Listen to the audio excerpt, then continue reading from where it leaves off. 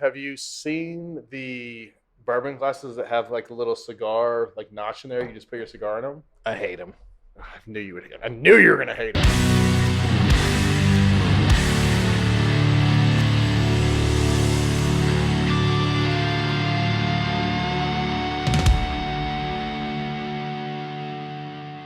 The Fred Minnick Show is brought to you by Michter's and 291 Colorado Whiskey.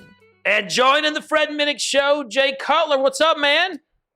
Nothing. Thanks for having me. Yeah. Appreciate it. So you a bourbon fan? I am. What do you normally drink? I have Four Roses. I've had Elijah, Whistle Pig. Kind of anything that get our hands on now. It's kind of everything's in short supply a little bit. That is true. Unless we're here. Obviously. I mean, this is my traveling office, but if you were in my studio, we could grab and just really anything going back to the early 1900s. But we got some good stuff here to taste. Absolutely, this is incredible. So, what do you, in terms of tell me about your food history. What do you like to eat? What did you grow up eating? Grew up in southern Indiana, kind of Midwest, kind of steak and potato type of. Mm-hmm. Growing up, and now, probably ventured more into vegetables, but still steak, fish, chicken. You're healthy. I try to be healthier. All right, so let's talk about the really junk shit. Snickers, candy bars, sure. Twix. What are you eating in that regard? None anymore. Grew up with all that, but none of that stuff anymore. And so you're not even splurging now and then with a little Snickers bar, a little something? I haven't had a Snickers bar in 10 years, 15 years maybe. Wow. It's been a long time. Wow. I mean, I'll eat desserts, but I'll be selective. Wow. Okay, so what desserts would you be selective about? I'll eat chocolate. I'll have ice cream. I'll have, if I'm at a restaurant, I'll order a dessert, but typically I don't have dessert at home really, and I don't eat any of those. Now, is there a fruit you don't like? Kind of allergic to pineapple. You're allergic to pineapple? Yeah. That's not good. Why? Is there pineapple in here? No, I mean there is. They can be like a pineapple flavored rums. Yeah. Not a huge rum fan though. Okay. No, tequila, vodka, bourbon. Those are kind of my staples. All right. Well, you just said something that most people would get kicked off the show right away. Vodka? Saying you like vodka. Yeah. Really? But that's okay. Well, we'll allow a pass. I'm here now. I might as well finish it. Might as well. You can just never have me back. Well, the thing is, we get some bourbon in you, and maybe you hear the story of why vodka sucks. And I would love to hear the story. And everything changes. So, vodka did not even have a federal definition in the United States until 1958. And then when it got a federal definition, it started getting a little bit of esteem, and people started drinking vodka over bourbon, and that made a huge bourbon decline in the 60s and 70s, and places started going out of business. They could never catch up to the vodka sales because there's no cost to bottle vodka in comparison to bourbon, which has to be in a barrel for a long period of time. And then now in the modern sense, that bourbon has skyrocketed and is doing so well. These conglomerates that have a lot of brands, they tell retailers, the distributors tell retailers, oh, you want our one really highly allocated bottle of bourbon? You have to buy 60 cases of vodka. And so that is why it's a matter of historic reasoning, gotcha. but also modern. Where businesses. Do you stand on moonshine? Real moonshine. We are in Tennessee. Yeah, I do. I appear on the show Moonshiners from time to time. Okay. And I drink their moonshine. Okay. And when it's legit, I will drink legit moonshine. Yeah. And the moonshiners, when they'll see me on the show and they'll send me stuff, and it'll just show up in a random bottle. I'm like, I don't know what the hell this is.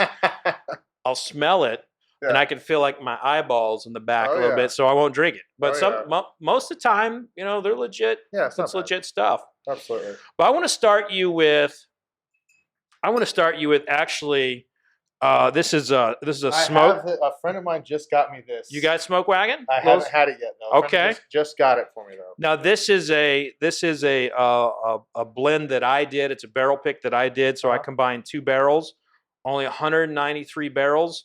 done, and a lot of these will be going to raise charity, raise money for charity. So I'm really big into charity. Absolutely. And bourbon raises a lot of money. And we're in Nashville Barrel Company, where the owner and I are part of a organization called Bourbon Crusaders.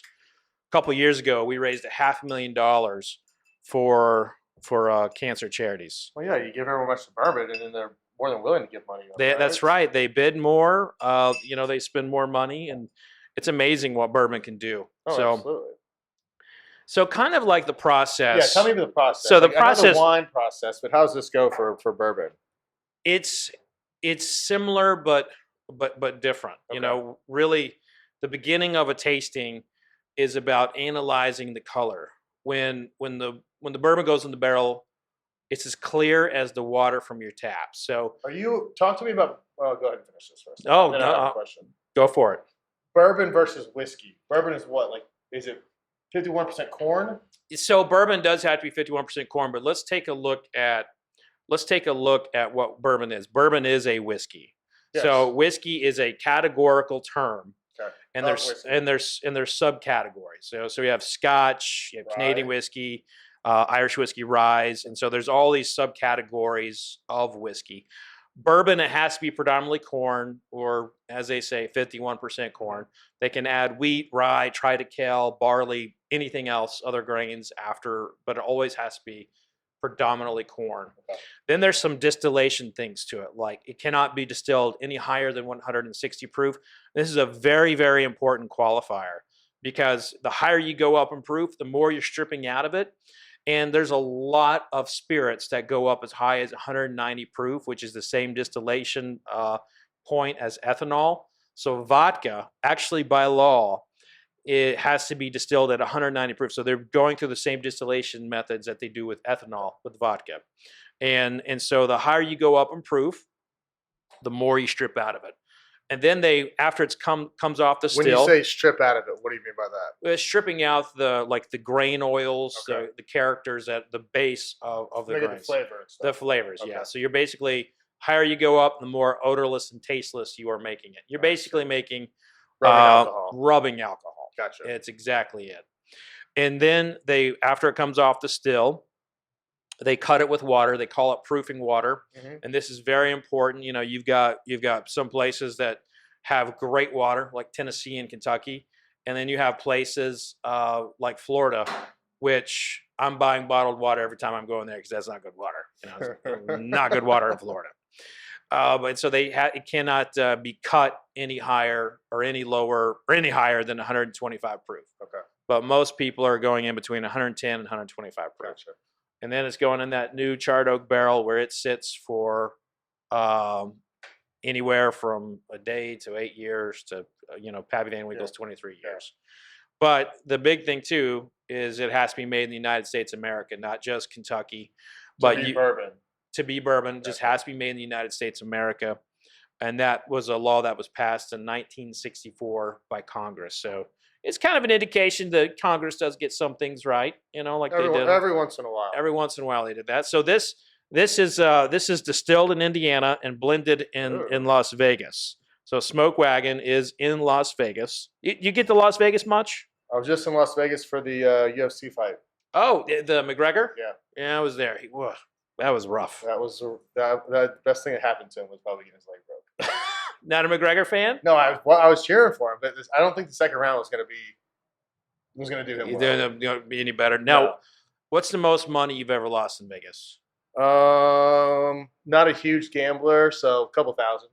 Okay, I was at a blackjack table in the Wynn with an offensive lineman.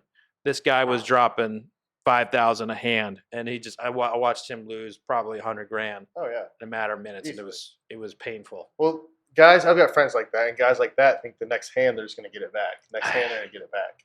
If you're going to do that, I think you're supposed to just keep doubling until you get it back. Yeah, that's not the best method though. All right, let's try this. Here we go. So we looked at the color. Now we smell, and we smell with your mouth open, and you kind of work back and forth. But have you ever broken your nose? Probably. So you'll have. It's not straight, so. So you have if you've broken your nose. Yeah.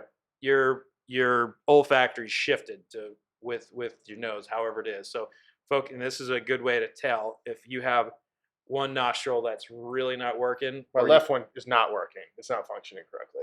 Has it always been that way? Yeah. Yeah, you probably broke your nose. Well, one time my dad was throwing footballs out in the yard. I was really young, and he led me literally just directly into a tree. And I remember that one, my face. I think that's probably the first time. That's great parenting right there. First class. All right, so once we've smelled it, and this is really just a beautiful, spicy forward, nutmeg, caramel, vanilla. This has got a lot going on the nose. And then when you put it on your palate, taste a little bit. You want to feel it all over your tongue. The first thing I want you to do is focus on what part of the tongue is it hitting, and then we can laser on what the flavor is. When you focus on what part of the tongue it is, on the tip of the tongue is where we get our sweetness notes. In the middle, we get our savory stuff like cornbreads, pie crust, things like that. And in the back, you get spices, whether it's like baking spice or pepper spice. And then like the back toward the middle, you get bitterness, and on the sides, you get bitterness as well. So first, focus on. Who knew this? It's the thing. You've got to focus on where it's hitting your palate, Okay. and then you can laser in on what the flavors are. Okay.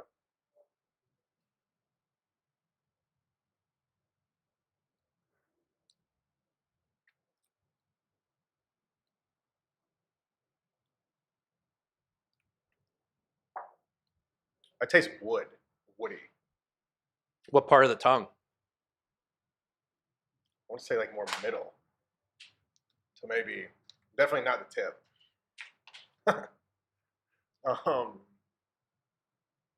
Middle to maybe the outer edges. So those are like kind of like the backside middle. That's kind of like the bitterness region. Okay. And that would be, would fall in like those bitterness lines. Now, what did you taste? First of all, in terms of how it hits my palate, tasting is genetic as well as it is as training, kind of like any athletic endeavor. Yeah. And it is mouth coating for me, and it has like a really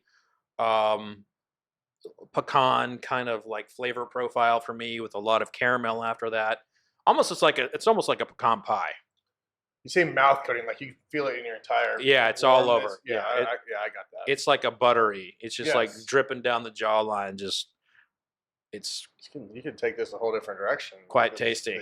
Well, sometimes, the last episode we started talking about men's underwear somehow. Really? So, it was like, I was getting the pitch on like a new type of men's underwear, and I was. Could you like we blindfold you, and could you tell what you're drinking? Sometimes. Yeah. Sometimes I can. In one of my shows, what I'll do is I will put a blindfold on people, have them come on stage, and have them smell. And if you cannot see what you're smelling, most people can't smell it. Like, if you put a blindfold on somebody, most people cannot smell a banana. It's incredible. Really? Yeah. But yeah, some days the palate is, I can definitely, pick up things, and, some days with the blindfold on, it's not as sharp. Will you, when you're at home, just casually having a whiskey, will you ever put any ice in it, or? Absolutely.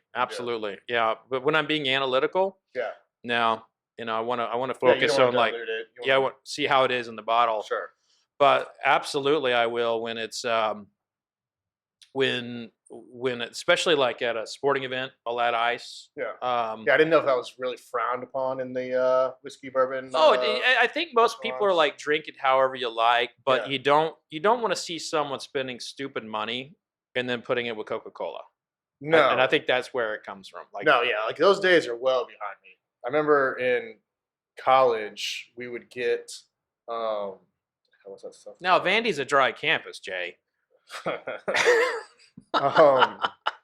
We would get, it was like $8 or $9. The thing was this big. It'll come to me here in a little bit. But yes, it would basically be just, Jack and Cokes and stuff. Yeah. And I haven't done that. In college drinking, that's high on the hog. It wasn't Jack though. It was something really bad. Tin High? Kessler's? I've had that. No. Good Lord, those are both awful. Starts with an E, maybe. Evan Williams, Nope. Elijah Craig. No, definitely not Elijah Craig. Maybe just not. Early times. Early times. All right, well, back in the day, early times really did suck, but lately it's gotten a lot better. But then again, they just got bought, and we don't know where it's going to go. All I know is you could get like a bottle this big for like $9. Yeah, it was that was used barrel whiskey back then. So they just recycled barrels. Yeah, they would recycle barrels for that. It wasn't even bourbon; it was Kentucky whiskey.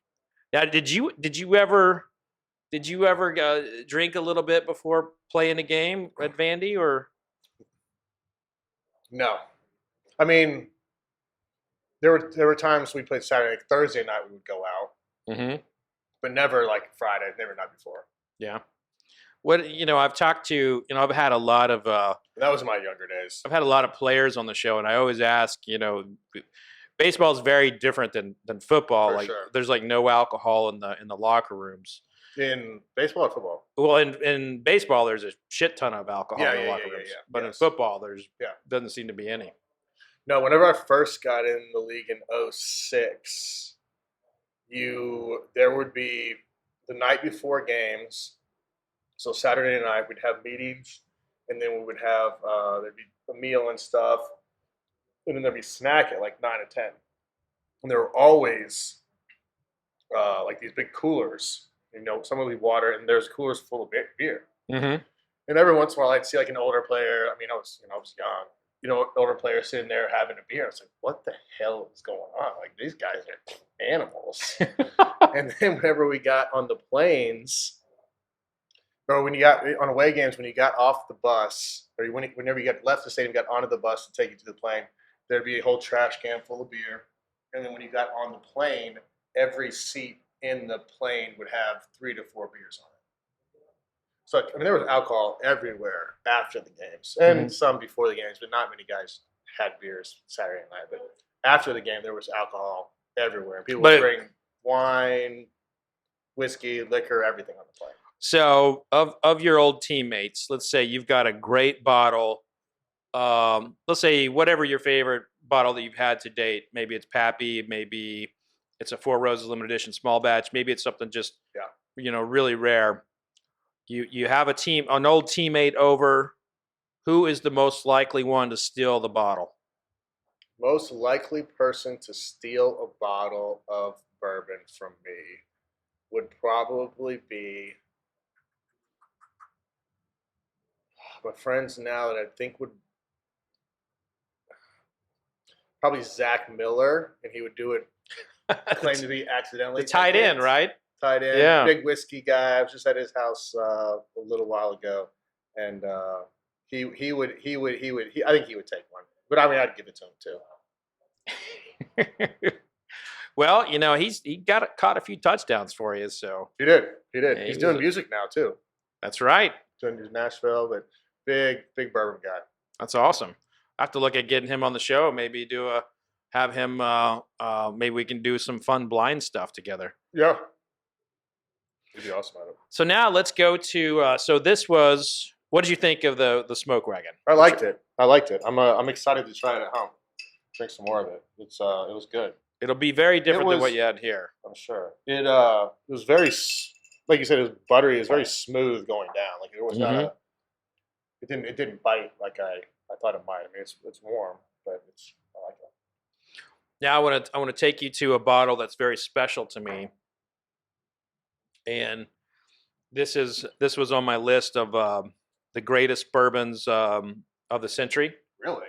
So far. This is Parker's Heritage. This is the Promise of Hope. This is the fresh glass, right? Yeah. All right. So this is the Promise of Hope. This is named after Parker Beam, the former master distiller of Heaven Hill. He passed away a few years ago of ALS, and now every bottle of Parker's Heritage that you buy, a lot of it goes to the ALS Foundation. Okay. And this is there's a belief in bourbon that you only break out your best bourbon with friends and with people that you want to hang out with.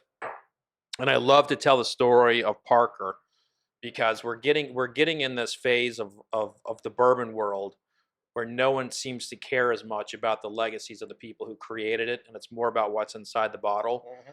And like any chance I can tell you about, one of my mentors in the business is a good day for me. So this is Parker's Heritage Promise of Hope. There is such a history to a lot of these bourbons. That's right. I mean, Yeah. it goes back so far, and it seems like it stays in the family, and they just keep. They do. There is, and there's a lot of folklore around it too. Yeah. And the bullshit in bourbon almost becomes its own special history. Sure. So it's like, they would make stuff up in the 1800s and it carried over, and now you have historians like me kind of proving that this stuff was made up. They're like, and then we're all like, whatever. Yeah. It's part of the game. Part of it. Exactly. Yeah. That's what makes it the mystique. How did you get into bourbon? So where are you from? I'm originally from Oklahoma. Okay. My journey begins. I come home from Iraq as a soldier. Gotcha. And the only job I could get was as a food editor. And when you write about food, you eventually write about alcohol. And I started writing about bourbon in 2006. And it was a process that I liked. There was some history to it. There was some business components to it I really liked. But my journey really does begin, like a lot of soldiers, I was having a lot of problems. Yeah. And I got myself in therapy, was getting some help. And it's tough figuring out what to do after. It is. After anything like that. I mean, you dedicate yourself to something for and you have to make that decision. Yeah. And it's an individual thing. And there's, veterans, we have a lot of suicides, and there's a lot of efforts to prevent that. But Absolutely. At the end of the day, the individual has to make that decision. And I made the decision to put myself in a chair in kind of like a high level therapy. And one of the things that I was taught in this therapy was mindfulness. Okay. And my instructor taught me to focus on what I was tasting and where I was hitting on my mouth and what I was feeling. And it started with a potato chip.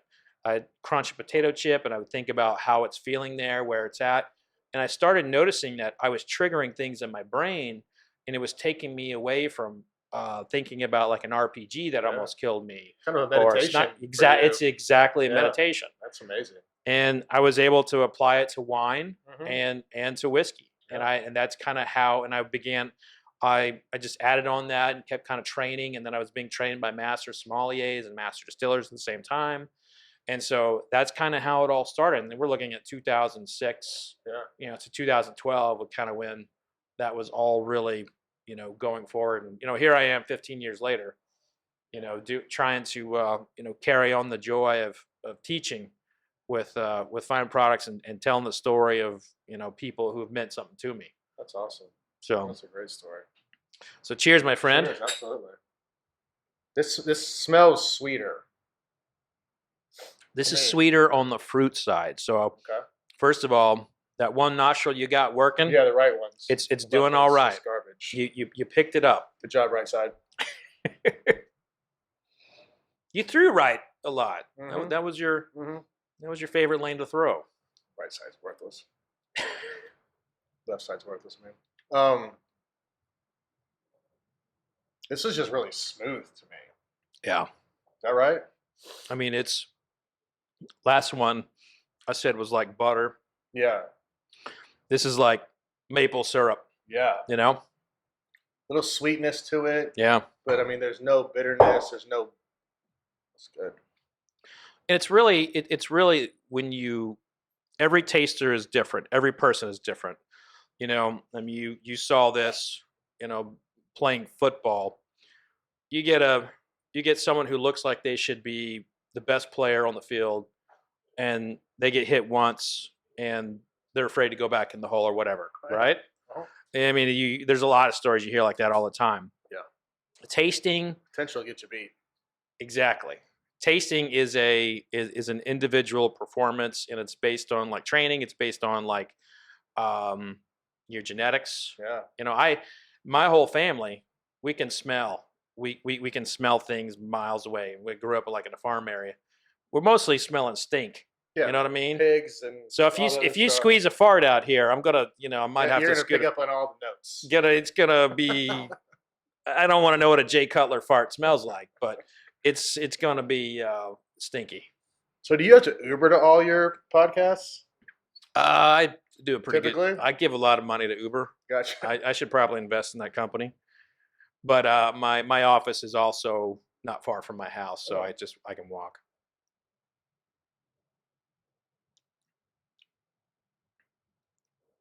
So you're getting into podcasting now.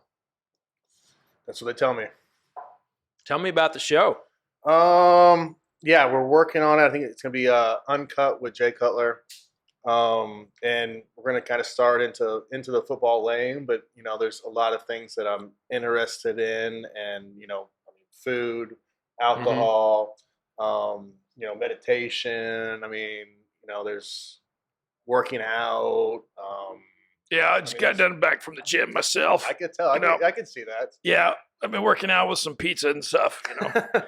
Real heavy. So it's going to be fun. I think it's going to be one of those experiences where you learn something, which I'm sure you've learned a ton of things from guests and throughout the process. So I'm excited for it. Now you're also a former player you're not really extremely vocal about players on the field. Are you going to be critical of players in the season, or is? Yeah, I think now. I don't think I wasn't critical. I was only asked about my teammates, and I think as a quarterback and as one of the leaders on the team, you have to kind of set an example, and you just you take the blame, and you fix things internally. But now that I'm out, and I got no skin in the game, and there's certain guys that I like, and I won't. Mm-hmm. I'll try to protect as much as possible, but now I'll say what I gotta say. Really, so you don't mind. You're not going to have any issues like. No, but but to that regard, there's also things that I just don't know, and no one knows. Right. You don't know if that left tackle missed, if he went the wrong way. You don't know if the receiver is supposed to go left and he went right. You don't know if it was just a bad call by the OC, and in film he was like, "Hey guys, sorry, that was a shit call." Yeah.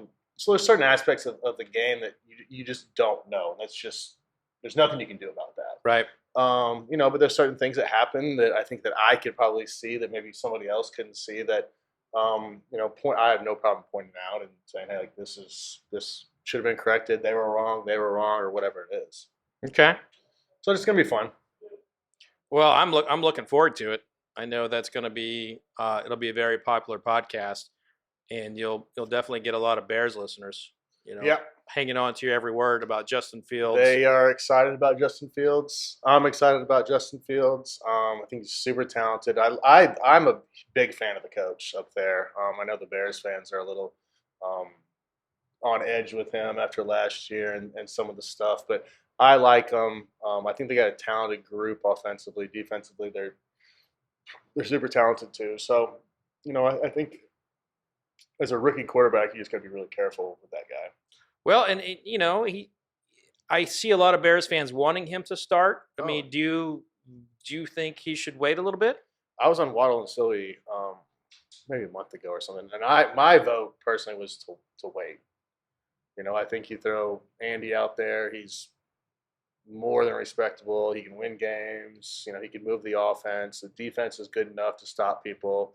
So it's not like you have to go out there and score 30 or 40 a game. Yeah. I think you can go out there and score enough and let him kind of see the game. Because I remember the first, where were we? We were in St. Louis, and Jake Plummer was the starter in Denver when I first got there. He was awesome. Jake the Snake. They had just come off AFC Championship game the year before. Yeah. They drafted me. And so like all summer, I'm second team, and Jake took all the reps for first team. That's just how we were rolling in the season, no problem. Mm-hmm. And we got to St. Louis, and we had a million checks at the line that he had to do, and the place was rocking. It was so damn loud you couldn't hear anything. It was the old stadium in St. Louis, and we got beat down pretty good. But at one point, we're getting beat, and I'm sitting there like, I don't want to go into this game. I want no part of this shit. Like, we're getting destroyed, all these checks. And as a rookie, like, it's kind of overwhelming. But, like, you watch another game, and because like I wasn't taking reps with the first team, so like I was just watching. Right. So I think without being able to watch for me just helped me. So I think I started game 10 or 11 or whatever it was, and we won a few, we lost a few, but by year 2, I was more than ready to go. So, but I think these kids today are a lot more developed than in the early 2000s. I mean, they're playing football, all summer camps. They've got it all. Well, I tell you, Justin Fields, I think, I'm by no means am I a football analyst, but I've interviewed plenty of football people, so that makes me an expert in today's world, right? Without a doubt. I think Justin Fields was the steal of the draft in the quarterback world. I think he's amazing. And it could be.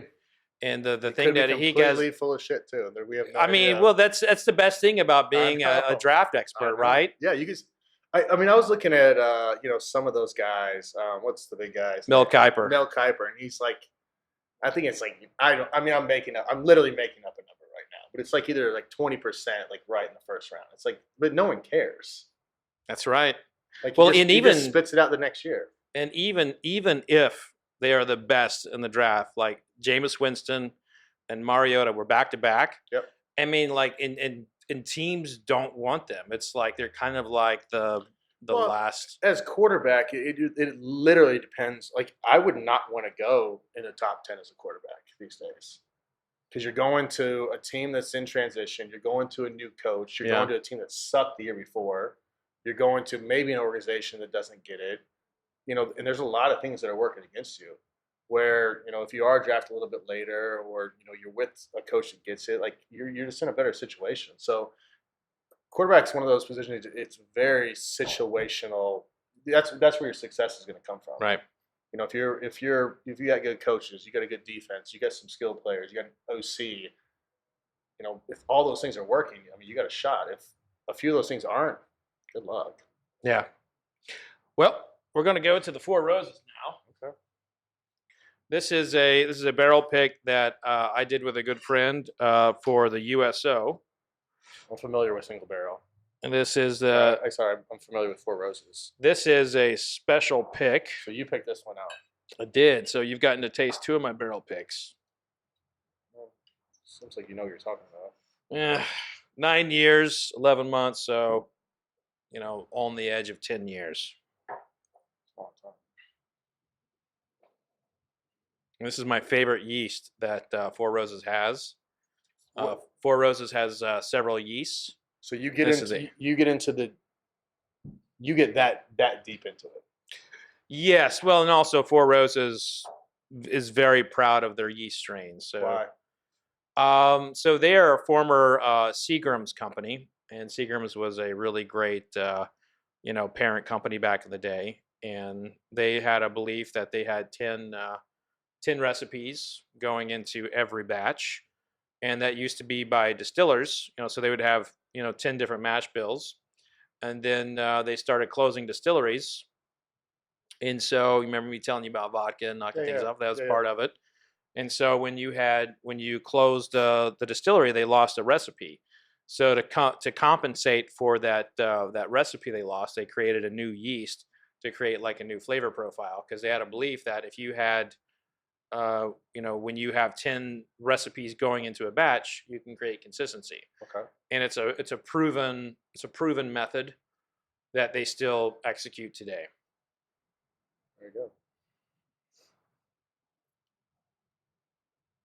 I will tell you, Jay, like I had Peyton on, recently. Peyton Manning? Peyton Manning on recently. And how do you do? He brought his brother Cooper. Cooper's the funny one. Cooper is, we had to edit a lot of things out. Yeah, Cooper's the funny one. He's something else. But he actually, he's got a bourbon now. He's getting in the game. Oh, what's it called? It's called Sweetens Cove. Oh, we have it. Yeah, and that's one of them there. That's the first batch. Is it any good? You can tell me the truth. The first batch was okay. The second batch is pretty good. So the first batch is shit. Sorry, Peyton. You're getting better though. Peyton's a good dude. I'm happy for him. Yeah, he's going in the Hall of Fame this year, yep. and I can't think of a more worthy guy for that. He's been an incredible ambassador for the game. Oh, absolutely. He changed the NFL for the better. He did a lot of great things for everybody. So he has Bud Light. I mean, he's got a lot of things, a lot of business things. And now this is a sample bottle, so that's not actually the bottle. And he's doing Monday Night Football with Eli. Yeah, should be interesting. Yeah, I'm looking forward to that. I mean, Cooper, if they would unleash him a little bit, he's hilarious. Oh, But most of the stuff is definitely not politically correct. From Louisiana, so what do you expect? What do you think about where the league is right now in terms of style of play? I mean, it was you were kind of at that beginning of the trend of changing things, making things safer. Yep. It's a completely different game though now. You can play quarterback forever now, and you get paid 3 times as much. I mean, whenever I got in, and I mean Peyton probably say the same thing. Like, you got hit in the head, and it was literally how many numbers? 2, 3, 1. Like, what do you got? And if you said half the right answers, they're like, go get him, bud. Get back in there. And then you gradually saw it get, I don't know if more politically correct is the right word, but I mean, they started getting more health conscious and, more awareness and stuff. And it's just a fine line at this point, because I don't think people want to see the game change that much that quickly. And I feel like it's changed a lot really quickly. Yeah.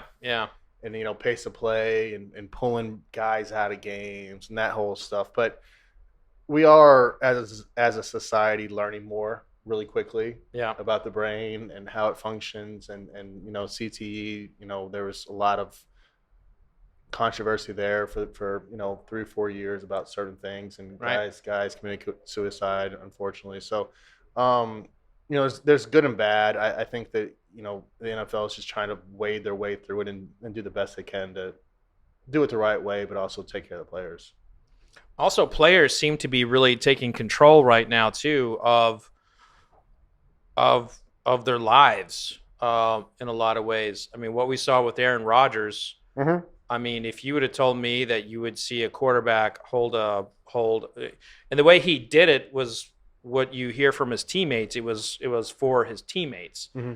And when you listen to his speech, he was talking about the people that didn't get contracts, like Charles Woodson, when I heard that, mind blowing that they didn't reoffer Charles Woodson after winning that Super Bowl. Oh, they've done it so many things. I mean, they've free agents, they've always been tight, but they've let go of guys that are huge players for them and huge influences for Aaron. I mean, right there at the cusp where you probably could have stretched out another couple of years just to do the right thing, but they've been cutthroat out there, and they got to a point where I guess Aaron had enough. And so do you respected how he played that? Well, no one's done that before. Yeah. I don't think. No one's had a press conference and literally torched the team for 30 minutes like he did. Yeah. And he did it in a respectful way, and he got away with it, and he got everything he wanted, and now it seems to be, rainbows and sunshine up there. Well, I mean, if I'm a player, which there was no way in hell I was ever going to become a player because I didn't have the athleticism, and my 40-yard dash is about a 5.6 on a good day. It's like Peyton's. But I would say if I was a player and I heard that speech, I'd love to play with Aaron Rodgers. Well, I mean, there's a lot of people that want to go to Green Bay and play with Aaron Rodgers, but they just won't pick up people in free agency. It's like there's people want to go there all the time, but the team just doesn't want to spend money most of the time. I think at one point, like, all 22 dudes or starters were draft picks, which is unheard of. And I think that's to Aaron's point of there's a lot of people that want to come, and people that we do get to come here are to play with me, and that's. I mean, he's 100% right. Just not many people would want to say that. So you're a Bear, and so for you to have any kind of empathy for the Packers, it's almost sacrilegious in some ways. Yeah, I mean, every Bear fan was like, "This is great. Yeah. Trade them, never come back, retire, do it all. But I think for Green Bay, You're talking about they were about Aaron Rodgers. Yeah, They were yeah, saying yeah. that, not about you. well, both. But I think for Green Bay, like they had one choice and one choice only. Like you make it right, or the fans are going to burn the stadium down. Let's go to the Bears a little bit. As we're this is one I haven't tasted yet, so we're doing something different here. This is a new product that I just bought this at Costco for $100. Really? And it's Calumet, 15-year-old, 105 proof. So we're in it strong.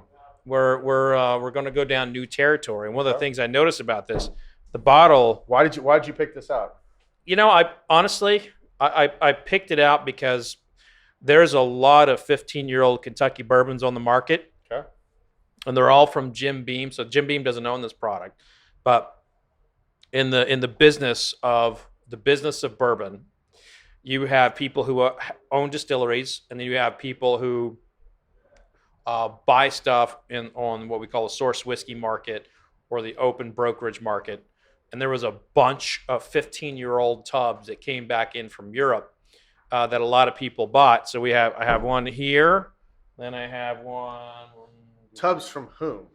Like, what are these tubs? The tubs, like large crates. So these are both the same thing. So this is they're just different in proof.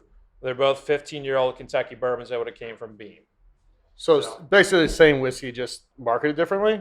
Yes, different people who purchased them in the wholesale side. And so this is a bit of an education as to talk about like how just because something is more expensive doesn't mean it's always better. Doesn't mean it's better. Yeah. So that's amazing. So like I never knew that like this could happen.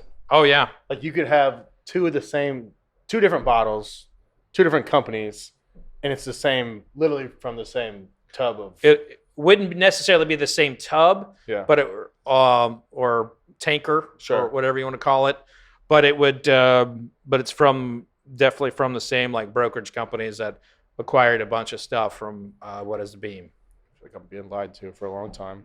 This is the world of whiskey. Gosh, just all lies, about lies and deceit and drunkenness.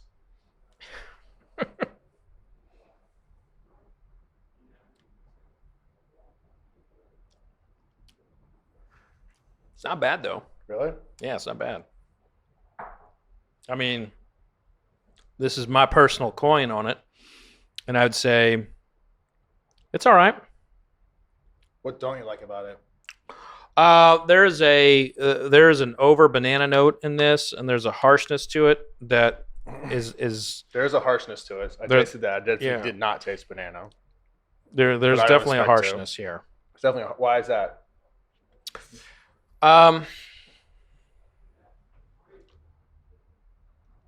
What'd they do wrong? Well, the people who bottled it don't really have a choice. And I would say, like, now that I'm tasting it, you want to get some fresh glasses? The Senator? Yeah, let's do this. Let's do a side by side with the Senator here.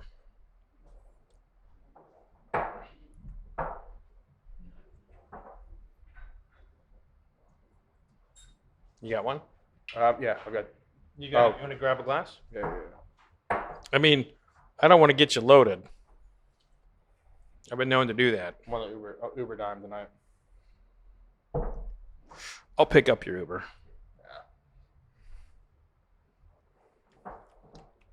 Yeah. Oh, no, I did taste the banana. Or maybe you just talked me into it. I think the Kentucky Senator is it's less edgy.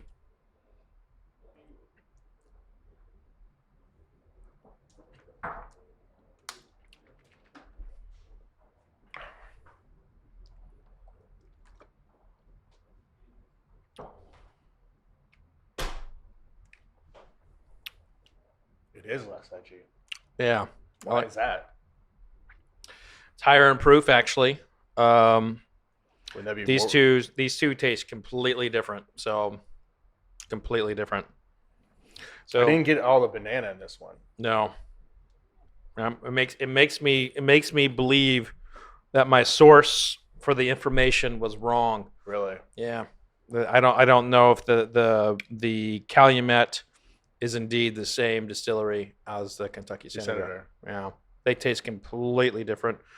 And this would be a beam. That would be a beam, just a basic Knob Creek. Mm-hmm.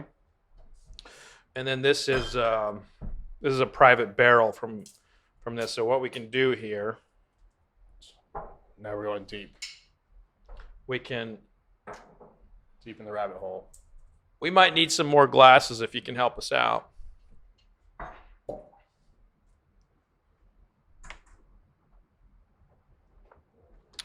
So I'm going to do this. I'm going to fill that up there and then just add a cap full of water. Okay. So just get a cap. Why? Because this one is it'll bring it down to about that proof that we had. And so this will be a little bit closer to the same. Yeah. How do you feel about the Pappy and like the prices of it? Well, the pricing it's a falsified price because they don't properly price it. Okay. It's a product that the demand is has escalated the price. Yeah, and they continue to keep it as a low price. So imagine. Do you like it? I mean, Pappy 15 is amazing. Okay. Yeah, Pappy 15 is amazing. Damn, this is good. By the way, this is a private barrel pick for Liquor Barn. The guy who owns Liquor Barn, his name's Jonathan Blue, and he owns a sport agency too. So he's an agent of players. Out of where? Out of Florida. I've heard that name. So this is good. So Jonathan Blue, he's a Kentucky boy, but he's also got his sport agency, and he's got a culinary agency and stuff. Yeah. This is really good. But I mean, I guess after that's actually no, this is amazing. This barrel pick is amazing. It's a Liquor Barn pick. I guess after 8 though, they're probably all going to taste pretty good at this point. I think I paid $60 for this one. Really? Yeah, I pay a lot for it. Why is it hard to get bourbon now? Because everybody wants it. You know, they're just. I mean, if you look at the age on these things, this was distilled 15 years ago. This was distilled 9 years ago. So there's only so much coming out each year. Yeah, I mean, there's only so much you can do. Yeah, they can't just make more. They can make more, but you won't see it for 15 another years, 15 years, 12 years, whatever it is. You know, and by that time, you know, I might be in a wheelchair or have orthotics on, or who knows? Maybe both. So as we kind of close it out, I want to get a feel for what our last pour will be. Now we've explored a lot of things here. Is there anything that you want to feel sentimental about, like a state, or do you want to go to something that you just had? Again, do you have a flavor that you want to tackle? Is there anything that you're really feeling? No, there's actually not. I mean, I've loved them all. I think that you've done great picks.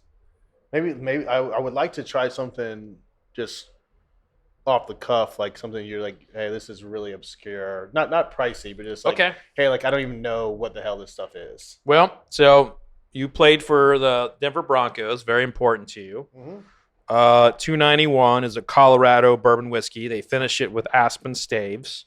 Going to be uber smoky. They finish it with what? They finish it with Aspen. Really? Yeah, Aspen staves. Oh, wow. It's going to be completely different. Yeah. Honestly, there's sometimes I smell it and I smell cigarettes. So and you've got all of these incredible Facebook memes of you smoking cigarettes. Sure. Do you ever look at those?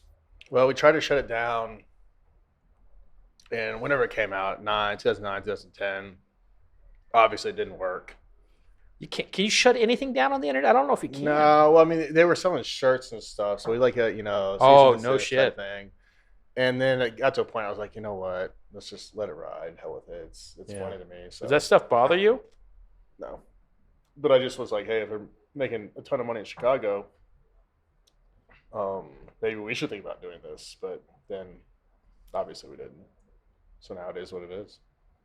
It's like taking on a life of its own. And when I say it smells like cigarettes, it's like the particular ash. You know, it has like a smokiness to it. But I mean, I smoke cigars. I don't smoke cigarettes. Yeah, I do a lot of cigars. Yeah, I love cigars. It makes sense with bourbon. Yeah. Right? Actually, I'm starting a cigar. Really? Yeah. With who? I'm working with a company called Divine Leaf, and I've got my own like blend going and everything. That's awesome. I'm very excited about it. Have you seen the bourbon glasses that have like a little cigar like notch in there? You just put your cigar in them. I hate them. I knew you would. I knew you were gonna hate them. Damn it. I hate them. I mean, they're handy though.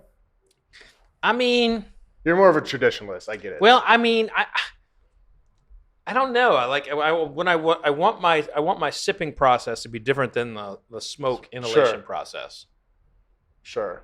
And now that you say that, now I think about it.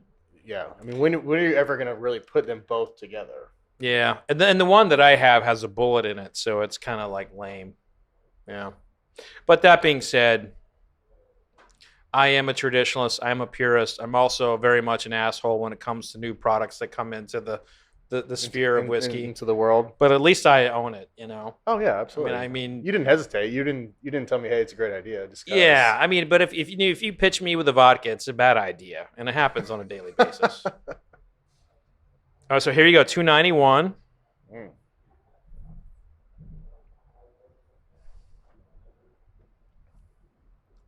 Wow. That is completely different. Yeah, it's completely different. But I don't taste cigarettes. I do taste that. Oh, it smells like cigarettes and got some smokiness to it. It's got some smokiness to it. But I do taste like some in the back, like some greenish something. Yeah, back is middle. It's totally a back bitterness kind of thing. Yeah, you definitely nailed that. And I'll square this away with like what has been my favorite taste of the day. And this has been an old Fitzgerald bottled and bond from last year. And this was a sample from the distillery straight out of the barrel. And we're coming up on an hour, man. Is that long? Well, I tend to like be long-winded and you know get to sipping whiskey and make new friends. It's just how it is. I think that's part of what this is about, right? Well, where's this from? This is made by Heaven Hill. Okay. It's a wheated bourbon, so this is in the vein of like Pappy Van Winkle and Maker's Mark and so forth.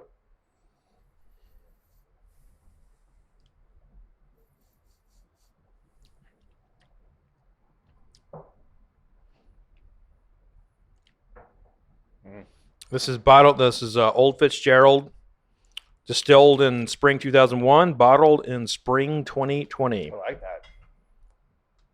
This has been my favorite of the day, even over my own barrel picks. Let me try one more sip. Make sure I'm right here. That's a beautiful thing about sipping. Got to make sure you're right. Do it one more time. Mm-hmm. Little sweeter, but it has that like kind of like coating of the mouth thing that you talked about earlier. Yeah. Very smooth. It's quite tasty. A little. Is there caramel or something in there? There's a caramel in here. I mean, this is a vanilla forward caramel. I mean, it's got so much going on.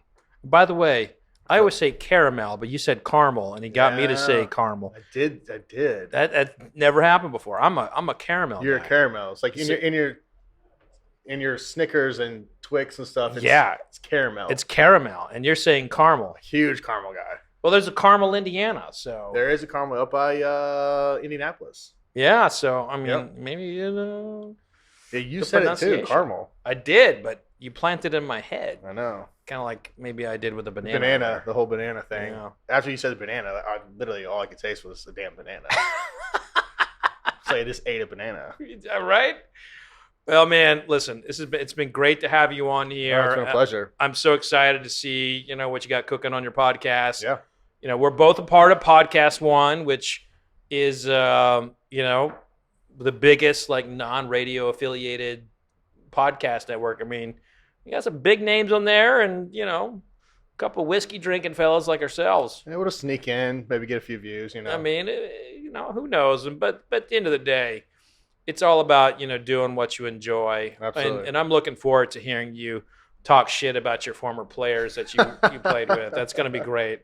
Since you laid it out here that you have no issues dropping the hammer, it's going to be great. I said a few issues for certain people, but yeah, but in general, no. But they're retiring out now. They are. So. Yeah. A lot of them are gone. So yeah, these new guys, like I got. You don't know them. I have no idea who these kids are. You have no idea, so you could just go off on them. No ties. No ties, and so just let it rip. Exactly. It'll be fun. I'm looking forward to it. Unless they're a Vandy player, then you might be a little bit kind of. Those are few and far between, so I think we'll be okay. Right on, man. Well, hey, thanks for coming on the show. Cheers. And remember, Jay, moving forward, vodka sucks. Vodka sucks. I'm done with vodka.